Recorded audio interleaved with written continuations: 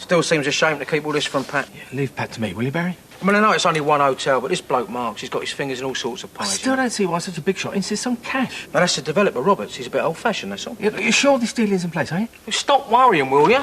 I've arranged it all with the bank, and all I've got to do is collect the money and go and deliver it. Hello, what are you two doing here? Well, I left my phone here earlier. Barry, I've been looking for this all morning, expecting some important calls. Yeah, hello? Oh, yeah, would you hold the line, please? Mrs. Goodman from the Cricketers wants to know if the darts match is still on. Hello, Miss Goodman. Like you say, Dad. Important all calls. right. Put this stuff away, will you? Leaving it lying around for all and sundry to look at. Saying these two men accompanied you home? Accompanied? They didn't give me a lot of choice. One of them had red hair, you say, about 5'10", 11.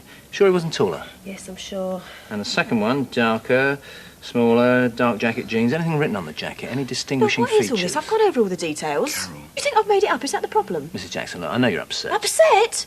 I get scared to death by a couple of gangsters, then I have to sit here while you interrogate me as though it's me who's done something wrong. Look, I can't remember exactly, all right? I was a little bit preoccupied at the time. Try. I can't remember. Well, go on, why don't you arrest me? You obviously think I've made the whole thing up. You couldn't be more wrong, Mrs. Jackson. What you've told us confirms what we already thought. And what's that? Sounds to me like you met a couple of faces we're a bit familiar with already. I better get back. Any word on Dixon? Let's just say it's nearly sorted. Huh? What's nearly sorted? Nothing, just something at the club. Mr. Fix-It, eh, Peggy? See you later. Yeah, bye. Clive, take a seat. How's things? How do you think? My face is all over the papers. Yeah, I've seen them. The party had an emergency meeting. Apparently it's in my best interest to resign. Not one of them spoke to me. Is that right?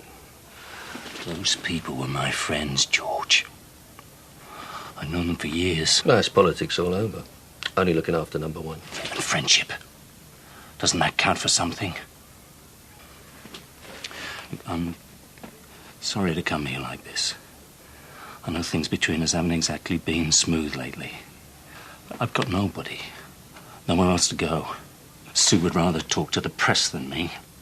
Won't let me anywhere near the kids. Times like this when you find out who your friends really are. And the list's a hell of a lot shorter than you might think. I can believe that. So, what should I do, George? If you were me, how'd you handle it? There's not a lot of options left, are there? There's no options. I lost it all. Friends, family, career, respect.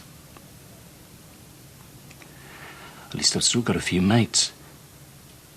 Well, I've got you. You've got to help me out here, George. There's a way out of everything. Yeah.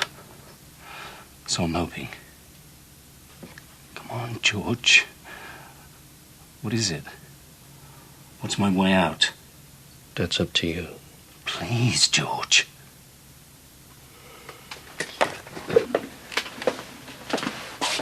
I'm sorry. I'm going to have to ask you to leave. You're telling me to go? Goodbye, Clive.